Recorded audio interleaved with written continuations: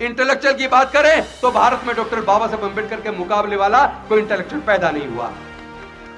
और शासन चलाने की अगर बात करें तो सम्राट अशोक, हमारे इस बहुजन समाज से निकले सम्राट अशोक लेके म्यांमार से काबुल कंधार तक, उससे भी आगे तक पूरा भारत बौद्ध में था। पूरे दुनिया को शांति मानवता का संदेश भारत से सम्राट अशोक ने दिया।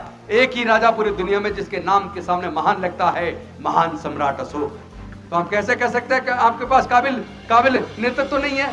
आप याद करते उत्तर प्रदेश का शासन बहन कुमारी मायावती जी मुख्यमंत्री होती थी। आज पूरे देश के अंदर जिस तरह का जुल्म उत्पीड़न है, अन्याय अत्याचार बढ़ा है, जुल्म बढ़ा है और जिस तरह क्राइम बढ़ा है, अभी एनसीआरबी का डाटा आया है, क्राइम के मामले में उत्तर प्रदेश ने सबको पीछे छोड़ दिया। और उसी उत्तर प्रदेश की जब बहन कुमारी मायावती मुख्यमंत्री थी, आज की सरकारों में रहने वाले लोग और व्यापारी और साथ में ब्यूरोक्रेट और आम जनता कहती है उनसे अच्छा शासन किसी का नहीं रहा। इसका मतलब हमारे लोगों में शासन चलाने की भी क्षमता है, हमारी काबिलियत का कोई मुकाबला नहीं है। जब जब हमारे लोगों को अवसर मिला है, हमारे लोगों ने अपनी काबिलियत साबित की है। आप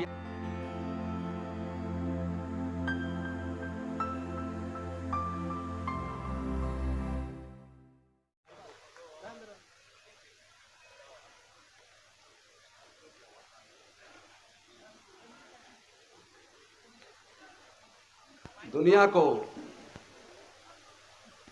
समता, स्वतंत्रता, बंधुता, न्याय, प्रज्ञाशील, करुणा और मैत्री का मार्ग दिखाने वाले तथागत भगवान बुद्ध, देश के तमाम दलितों, पिछड़ों, आदिवासियों और महिलाओं की हजारों साल की गुलामी तोड़ने वाले डॉक्टर बाबा साहेब अम्बेडकर जी, बहुजन समाज को हुक्मरान बनाने का सपना दिखाकर उसको साकार कर दिखाने वाले मान्यवर कांशीराम साहब, फूले साहू अम्बेडकर विचारधारा को लेकर चल रहे सभी महापुरुषों के चरणों में कोटि कोटि नमन करते हुए आप समस्त मंचासीन सभी हमारे अतिथिगण और सामने आए हुए अतिथिगण सभी को क्रांतिकारी जय भीम विनम्र नमो बुधाए। साथियों, सबसे पहले तो मैं आप सबको, आज मनुस्मृति दहन दिवस है। आप सब जानते हैं 25 दिसंबर 1927 को डॉक्टर बाबा साहेब अम्बेडकर जी ने छुआछूत, पक्षपात, अंधविश्वास, पाखंडवाद और अन्याय पर आधारित, विषमता पर आधारित संस्कृति को दहन करके, उस मनुस्मृति को दहन करके और एक नई संस्कृति का सृजन किया। तो आज के दिन को आगे से हम मनुस्मृति दहन दिवस कम संस्कृति परिवर्तन दिवस के रूप में मनाएंगे, क्योंकि उसी दिन से संस्कृति परिवर्तन होना शुरू हो गया। आज समस्या बहुत विकट है, बहुत ही बड़ी समस्या समाज के सामने आके खड़ी हो गई है। आप सब जानते हैं उसी मनुस्मृति के तहत देश के तमाम दलित, पिछड़े, आदिवासी और महिलाएं, उनको पढ़ने लिखने पर धार्मिक बंदिश थी, उनके व्यापार करने पर धार्मिक बंदिश थी, उनके संपत्ति रखने पर धार्मिक बंदिश थी, उनके मानव अधिकार पर धार्मिक बंदिश थी। लेकिन डॉक्टर बाबा साहेब अम्बेडकर जी ने उस बंदिश को तोड़ा। और यह बंदिश थोड़े बहुत समय नहीं, कम से कम 2500 साल तक चली। उस बंदिश की वजह से हमारे लोग जमीनों के मालिक नहीं बन पाए, उस बंदिश की वजह से हमारे लोग व्यापारी नहीं बन पाए, उस बंदिश की वजह से हमारे लोग व्यापार में नहीं आ पाए। लेकिन भला डॉक्टर बाबा साहेब अम्बेडकर जी का, जिन्होंने भारत का संविधान बनाकर सभी जाति, सभी धर्म के लोगों को समान रूप से आगे बढ़ने का अवसर खोला। लेकिन दुखद यह है कि इस अवसर को खुले हुए भी ज्यादा समय नहीं हुआ था, अभी तो थोड़ा सा ही समय हुआ था कि उन्होंने हमारे आगे बढ़ने के रास्तों को फिर से बंद कर दिया है। मैं बंद इसलिए कह रहा हूं, हमने आरटीआई लगाकर भारत सरकार से सूचना ली, देश के तमाम राज्यों में और केंद्र के अंदर टोटल सरकारी स्कूल पिछले 15-20 सालों में कितने बंद हुए हैं। हमें आरटीआई से सूचना मिली, पिछले 15 से 20 सालों के अंदर पूरे देश के अंदर लगभग 1.25 लाख सरकारी स्कूल बंद हो गए। जनसंख्या तो तब से दुगनी हो गई, 20 सालों के अंदर जनसंख्या दुगनी हो गई और 1.25 लाख सरकारी स्कूल बंद हो गए। तो हम किस दिशा में जा रहे हैं? और अभी पिछले 5 साल का आप डाटा देखेंगे तो 50% से ज्यादा इंडस्ट्रीज भारत की बंद हो गई है। साथ ही साथ जो लोग नकली राष्ट्रवादी हैं, बात भारत की करते हैं, जितने लोग विदेशों में जाके बसे हैं, अगर उसकी सूची देखोगे तो दंग रह जाओगे। वही जातिवादी, मनवादी मानसिकता वाले लोग 90% भारत को छोड़ के विदेशों में जाके बस गए, जो हमारे बच्चों के हाथ में तलवार दे रहे हैं, हमारे बच्चों को वो लोग कावड़ सेना के सेवा में, कावड़ में जाने के लिए प्रोत्साहित करते हैं। आप कभी देखना, कावड़ लेने के लिए उनके बच्चे नहीं जाते। कभी पुजारियों के बच्चे, व्यापारियों के बच्चे, अधिकारियों के बच्चे, नेताओं के बच्चे वहां आपको कावड़ लेते जाते नहीं मिलेंगे। वो कथावाचकों को सुनते हुए भी नहीं मिलेंगे, क्योंकि वो सच को जानते हैं। अज्ञानी तो हमारा समाज है। बाबा साहब उनको समझाते समझाते भारत को छोड़कर, पूरी दुनिया को छोड़कर हमें चले गए, लेकिन हमारे लोग पता नहीं क्यों समझना नहीं चाहते। आज स्थिति इतनी खराब है, शिक्षा की वजह से हम लोग थोड़े आगे बढ़े थे। क्योंकि आपको याद होगा गुलामगिरी में किस तरीके से भारत के इतिहास को ज्योतिबा फूले जी ने वर्णित किया, और साथ ही साथ उन्होंने बताया ज्ञान बिना मति गई, मति बिना नीति गई, नीति बिना गति गई, गति बिना धन गया। धन के अभाव में हमारे लोग गरीब और गुलाम हो गए, मजबूर हो गए। और ये जो सारा नुकसान हुआ, ये अविद्या की वजह से हुआ। इसी अविद्या की वजह से हमारे लोग हजारों साल गुलाम रहे। लेकिन बलाउ डॉक्टर बाबा साहेब अम्बेडकर जी का, जिन्होंने हमारी गुलामी की जंजीरों को न केवल तोड़ा, बल्कि सरकारी नौकरियों में रिजर्वेशन देकर हमारे आगे बढ़ने का रास्ता खोला, शिक्षण संस्थानों में रिजर्वेशन देकर हमारा हायर एजुकेशन का रास्ता खोला। लेकिन अभी तो आजादी को कुछ ज्यादा लंबा समय नहीं हुआ था। अब से करीब 40 साल पहले विपरीत दिशा में सरकारों ने षड्यंत्र के तहत, मनवादी व्यवस्था के तहत हमारे आगे बढ़ने के रास्तों को फिर से बंद कर दिया है। और आपको उन्होंने गर्दन को इस तरह काटा है, एकदम एक झटके में नहीं काटा, रहता है, धीरे धीरे रहता है, धीरे धीरे हमारा सब कुछ छिन गया और हमारे लोगों को पता भी नहीं चला। हमारे लोग जज बने, इंजीनियर बने, कलेक्टर बने, साइंटिस्ट बने, प्रोफेसर बने, ब्यूरोक्रेट्स बने, राष्ट्रपति तक बने, मुख्यमंत्री बने, चीफ जस्टिस ऑफ इंडिया बने। लेकिन उसके बावजूद, इतने सारे पढ़े लिखे विद्वान होने के बावजूद, जो डॉक्टर बाबा साहब अम्बेडकर देकर गए थे, 70% छिन गया है, 30% बचाव छिनने वाला है। आपको पता नहीं है क्या? आपको तो सबको पता होगा। अभी 69,000 वैकेंसी उत्तर प्रदेश की सरकार में निकली थी। 69,000 वैकेंसियों में से बहुजन समाज की, SC ST OBC की लगभग 19,000 वैकेंसी वो लोग खा गए। और वहां 500 दिन से ज्यादा हो गए बहुजन समाज के लोग सड़कों पे बैठे नौकरी के लिए, वो टीचर। लेकिन वहां की सरकार गूंगी बहरी सरकार सुन नहीं रही है। अभी एक आंकड़ा आया है जो संसद के अंदर रखा गया, आपको पता होगा, हाई कोर्ट, सुप्रीम कोर्ट के अंदर 650 जजों की भर्ती हुई है पिछले 5 सालों के अंदर। और उन 650 जजों में 490 स्वर्ण जाति के, लगभग 75% स्वर्ण जाति के भर्ती हुए हैं। बाकी के 25% में SC ST OBC और माइनॉरिटी, यानी जिसकी जनसंख्या लगभग 90% है, उनके हिस्से में आया 25%। देश की अगर खेती की जमीन बात करें तो वो 90% उन्हीं स्वर्णों के हाथ में है। देश के अगर व्यापार की बात करें तो वो 95% उनके हाथ में है। देश के अगर सारे तमाम संसाधनों की बात करें तो 90% उनके पास है। आपके पास क्या है? आप बार बार कहते हैं कि हम 85% है, 88% है। अरे हमारे लोग ही तो उनकी ताकत बना रहे हैं। आप मुझे बताइए, जब दलितों पर उत्पीड़न होता है, आदिवासियों पर उत्पीड़न होता है, पिछड़े वर्ग पर उत्पीड़न होता है, इन वर्गों की हकमारी होती है, इन लोगों की नौकरियां छीन ली जाती हैं, आपने कहीं देखा RSS, बजरंग दल, विश्व हिंदू परिषद के लोग हमारे अधिकार पे कभी कोई धरना प्रदर्शन करते देखे? कभी आवाज उठाते देखे? किसी जाति का उत्पीड़न के खिलाफ कभी आपने RSS, बजरंग दल, विश्व हिंदू परिषद को बोलते देखा? जब वो लोग हमारे लिए नहीं बोलते तो हमारे लोग उन संगठनों में जाकर उनकी ताकत क्यों बना रहे हैं? हम ही लोग उनको ताकत दे रहे हैं, उनके पास कोई ताकत नहीं है। ताकत हमारी है, वोट हमारा, राज वो कर रहे हैं। हम लोग केवल नारा लगा रहे हैं, जिसकी जितनी संख्या भारी उसकी उतनी हिस्सेदारी होगी। कैसे देगा कौन, जब सत्ता हम उनके हाथों में सौंप रहे हैं? धर्म के नाम पे धर्म की अफीम पिला के हमें अंधा कर दिया गया है। हमें अपनी आंखें खोलनी होंगी। जब तक हम अपनी आंखें नहीं खोलेंगे तब तक कुछ होने वाला नहीं है। आपको याद होगा, आप देख रहे हो कि आजकल 3-4 दिन से एक न्यूज चल रही है, हंसदेव जंगल छत्तीसगढ़ के अंदर, अभी अडानी जी को उन्होंने पूरा ठेका दे दिया, पूरे आदिवासियों को उजाड़ के वहां पे करीब 91 हेक्टेयर जमीन पूरी काट के, पेड़ों को 50,000 से ज्यादा पेड़ काट दिए, उसमें सैकड़ों, कितने उसमें पक्षी मारे गए, कितने घोंसले उजाड़ दिए, कितने घर उजाड़ दिए, कितने जानवरों के घर उजाड़ दिए, और इतने बड़े पैमाने 50,000 पेड़ काट दिए। आप एक पेड़ काट दो, मुकदमा दर्ज होकर अंदर मिलोगे। क्या हो रहा है देश के अंदर? कौन लड़ाई लड़ेगा आपकी? आपने देखोगा अभी पिछले दिनों एक विवेक बिंद्रा का एक बयान आ रहा था, वो कह रहा था कि इंटेलेक्चुअल केवल ब्राह्मण में पैदा होते हैं और सत्ता शासन चलाने की क्षमता क्षत्रियों में होती है, व्यापार करने की क्षमता ये वैश्यों के अंदर होती है। और जो शूद्र और अछूत है उनके बारे में वो कह रहा है, बाकी जो लगभग 88% है उनके बारे में वो कह रहा है कि वो केवल असिस्ट कर सकते हैं, वो -1 तो हो सकते हैं पर नंबर 1 नहीं हो सकते। शर्म आती है ऐसे लोगों की सोच पर। यही सब तमाम मनुवादी लोगों की सोच यही है। सच्चाई यह है कि अगर इंटेलेक्चुअल की बात करें तो भारत में डॉक्टर बाबा साहब अम्बेडकर के मुकाबले वाला कोई इंटेलेक्चुअल पैदा नहीं हुआ। और शासन चलाने की अगर बात करें तो सम्राट अशोक, हमारे इस बहुजन समाज से निकले सम्राट अशोक लेके म्यांमार से काबुल कंधार तक, उससे भी आगे तक पूरा भारत बौद्ध में था। पूरे दुनिया को शांति मानवता का संदेश भारत से सम्राट अशोक ने दिया। एक ही राजा पूरी दुनिया में जिसके नाम के सामने महान लगता है, महान सम्राट अशोक। तो हम कैसे कह सकते हैं कि आपके पास काबिल नेतृत्व तो नहीं है? आप याद कर दिए उत्तर प्रदेश का शासन बहन कुमारी मायावती जी मुख्यमंत्री होती थी। आज पूरे देश के अंदर जिस तरह का जुल्म उत्पीड़न है, अन्याय अत्याचार बढ़ा है, जुल्म बढ़ा है और जिस तरह क्राइम बढ़ा है, अभी एनसीआरबी का डाटा आया है, क्राइम के मामले में उत्तर प्रदेश ने सबको पीछे छोड़ दिया।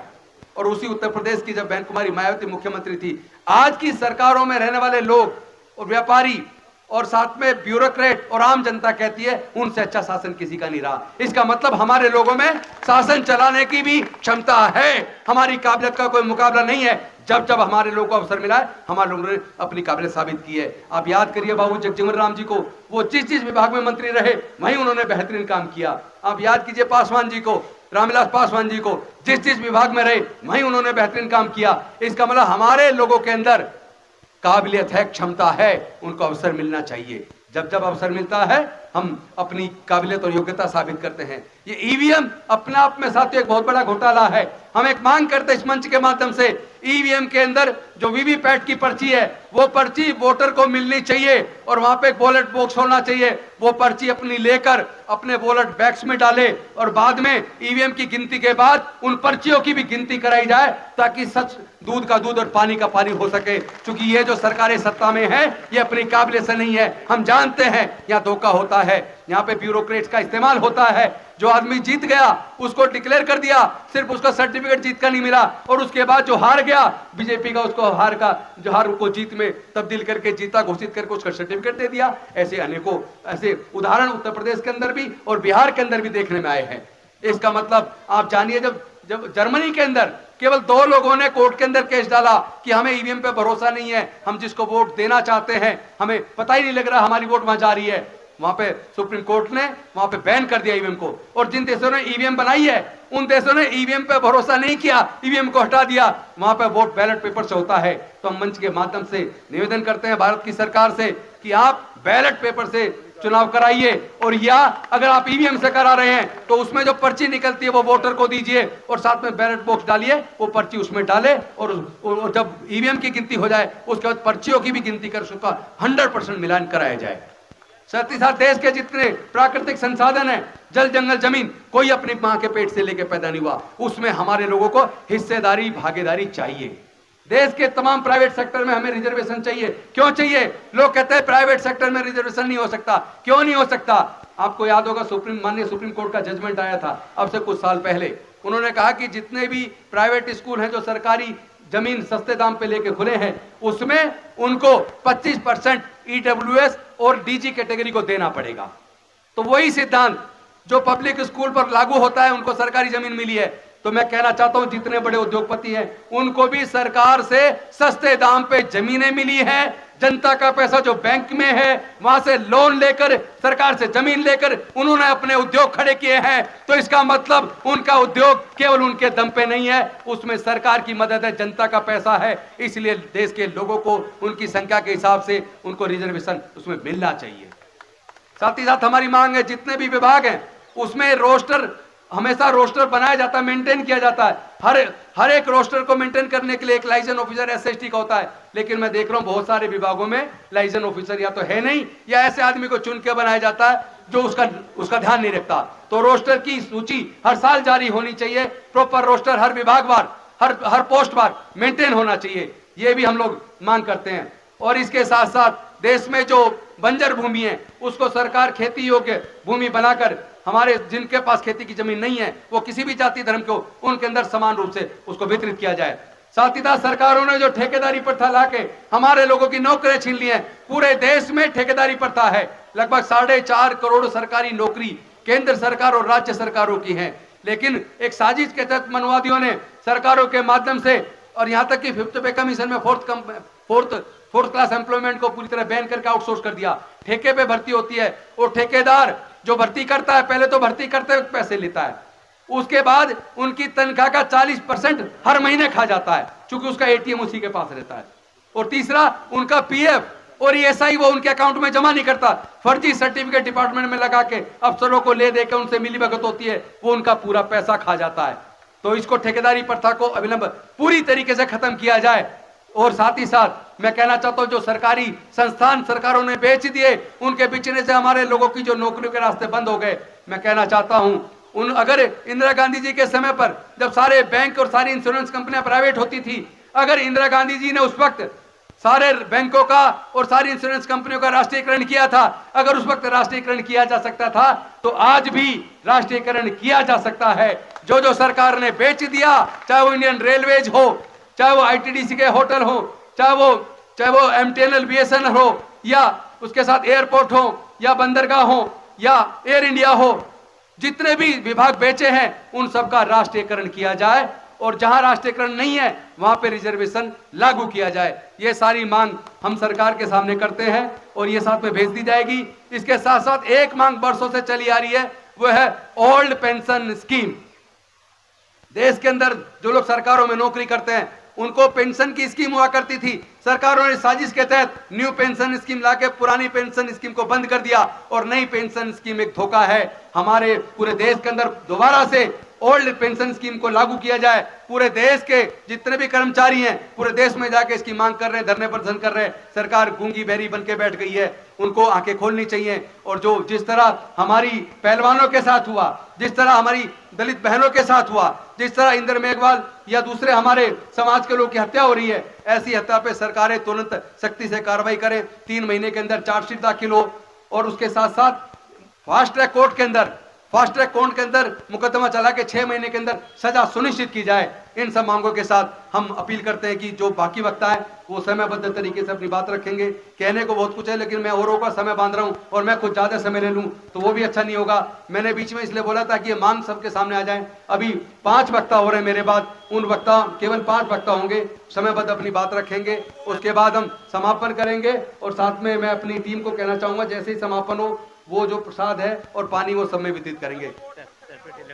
और साथ में असली मांग जो इस धारा प्रभाव बोलने में मेरी निकल गई, वो है पृथक निर्वाचन क्षेत्र।